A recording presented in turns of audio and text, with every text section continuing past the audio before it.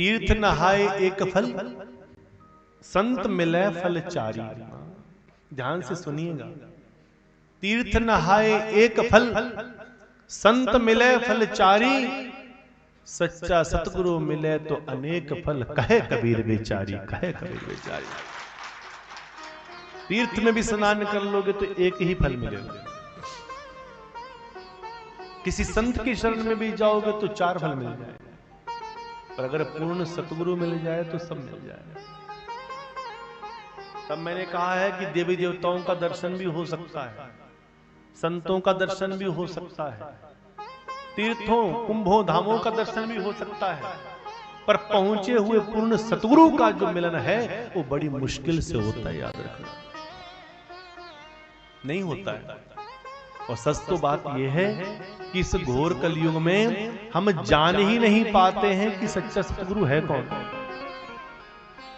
इस घोर कलयुग में ये पहचानना ही बड़ा मुश्किल है कि पूर्ण सतगुरु है कौन, क्योंकि हम दुनिया को अपनी नजर से देखते हैं और दुनिया की ही नजर में आप सतगुरु को देखते हैं। जिस प्रकार एक अंधा व्यक्ति चमकते हुए सूर्य को देख नहीं पाता है, उसी प्रकार एक अज्ञानी व्यक्ति अपनी आंखों के सामने चमकते हुए उस सतगुरु रूप उस सूर्य को भी देख नहीं पाता है। पूर्णता बहुत कुछ है, सतगुरु की जो महिमा है उसे जानना बड़ा मुश्किल है। हरि की माया से बचने के लिए अगर एक उपाय कोई है तो वो केवल सतगुरु ही एक माध्यम है, उसके अलावा इस माया से कोई नहीं बच पाया। अरे देवर्षि नारद क्या कहा, देवर्षि नारद मुनि सप्तमः, देवर्षि मुनि सप्तमः। देवर्षि नारद देवताओं के भी जो ऋषि हैं, मुनि सप्तमः, सारे मुनियों में जो श्रेष्ठ हैं, जब वो नहीं बच पाए तो हम और आप तो क्या, ऐसी माया की चपेट में ले लिया। नारद सोच रहे थे हम कर रहे हैं सब कुछ, उन्हें क्या पता था कि खुद ही कर रहे हैं। जैसे आपने कई बार पिक्चर में देखते हैं ना, मूवी में देखते हैं कई बार कि चोर सोचता है कि मैं चोरी करने जा रहा हूं बड़ी प्लानिंग के साथ, पर चोर को यह नहीं पता होता है कि पुलिस वालों ने खुद ही एक ट्रैप रचा हुआ है, पुलिस वालों ने खुद ही उसे अपने ही किसी गुप्त व्यक्ति के द्वारा या उस चोर के सहयोगी के द्वारा उसे खरीद कर खुद ही ट्रैप दिया होता है कि हाँ जी फलानी जगह पर इतना माल है भाई। चोर वहां पहुंचता है कि लो देखो मुझे पता चल गया, पर क्या पता था कि तुम नहीं पहुंचे, तुम्हें खुद पहुंचाया जा रहा है, तुम फंसे नहीं, तुम्हें फंसाया। वो सोच रहा था मैं पुलिस को धोखा दे रहा हूं, उसे ये नहीं पता कि पुलिस खुद उसे धोखा दे रही है। तो उसी प्रकार ये हरि की जो माया है उससे बचना बड़ा मुश्किल है। हमें लगता है कि हम चालाकी कर रहे हैं, हमें लगता है हम धूर्तता कर रहे हैं। जब आप किसी अपने दूसरे व्यक्ति के साथ गलत करते हैं,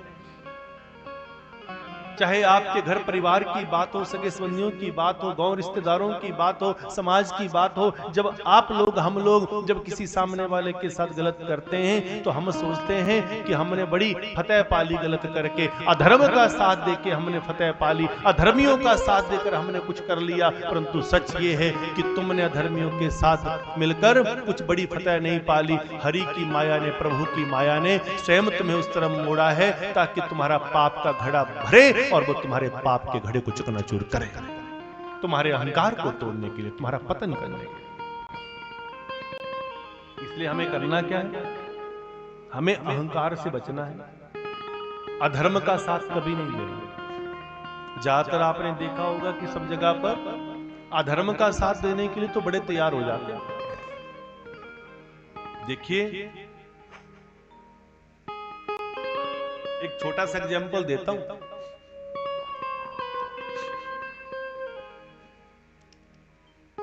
हनुमान जी जब लंका पार गए,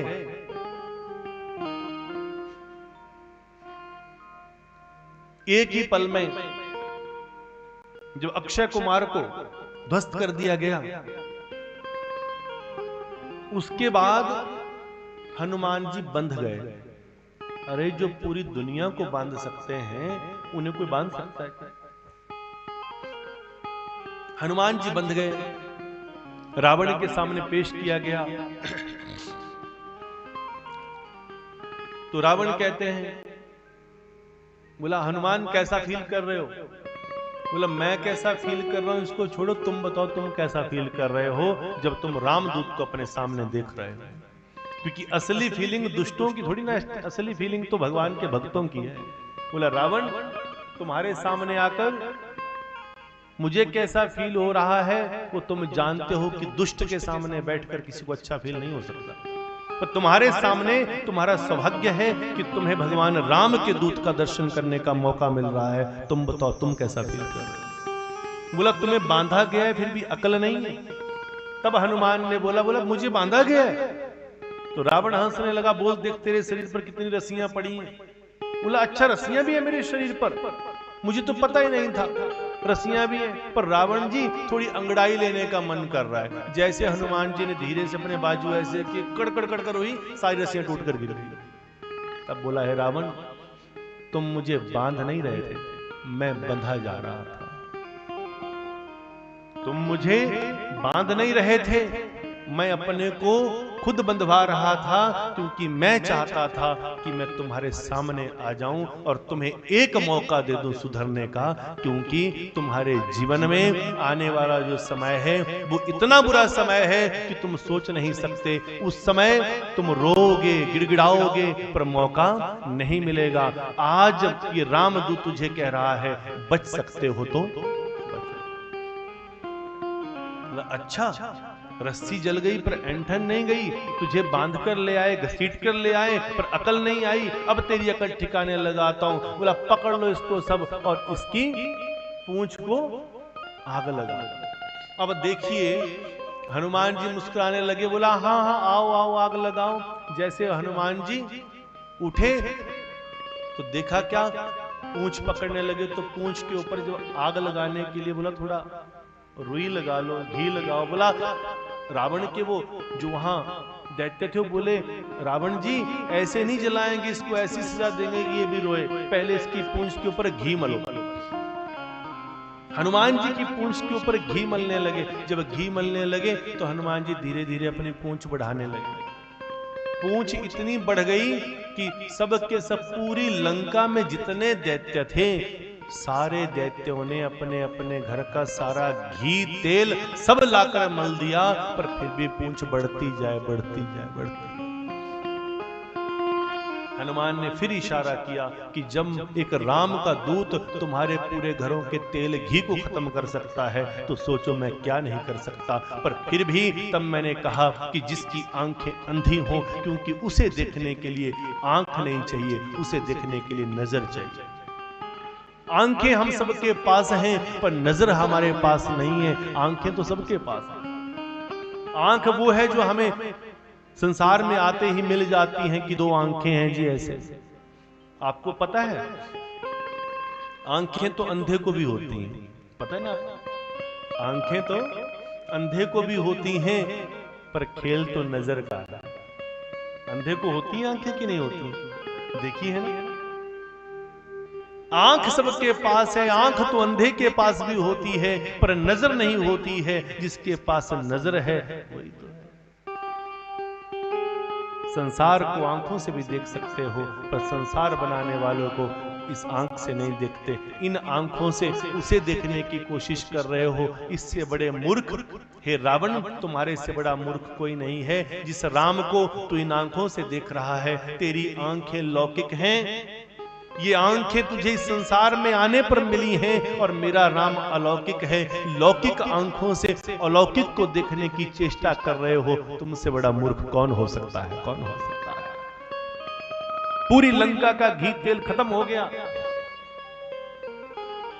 तो ये कथा क्या दिखाती है कि धर्म का मार्ग जब आगे बढ़ता है तो याद रखना धर्म हमेशा दिखने में छोटा लगता है और अधर्मी हमेशा ज्यादा होते हैं। धर्म वाला व्यक्ति हमेशा एक रहेगा।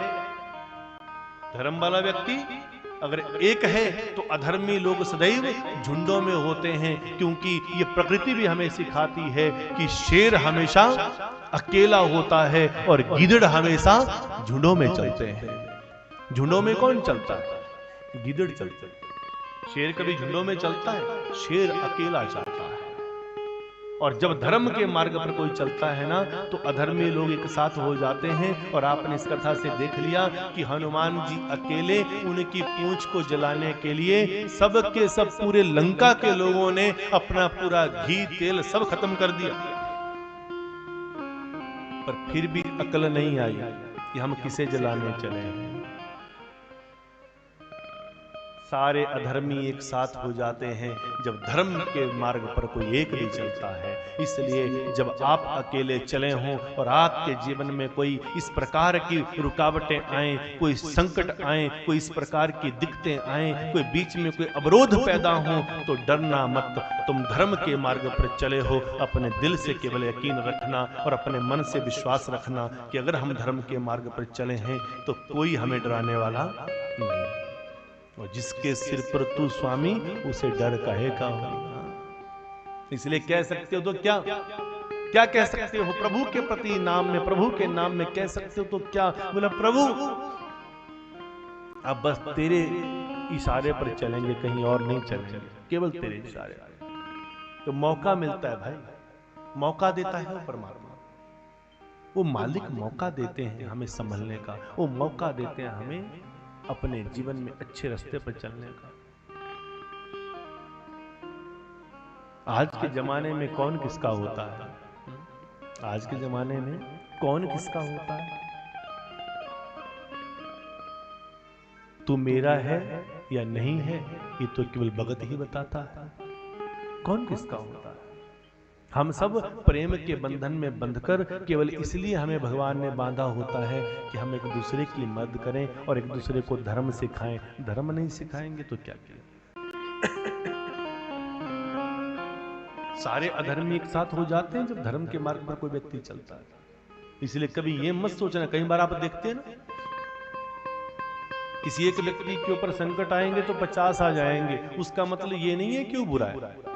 कई बार आपने देखा होगा कोई अच्छा व्यक्ति है कोई, तो उसके ऊपर एक व्यक्ति ये बोल देगा, दूसरा ये बोल देगा, तीसरा ये बोल देगा। जब बुरा वक्त आता है ना, तो अपने भी बेगाने हो जाते हैं।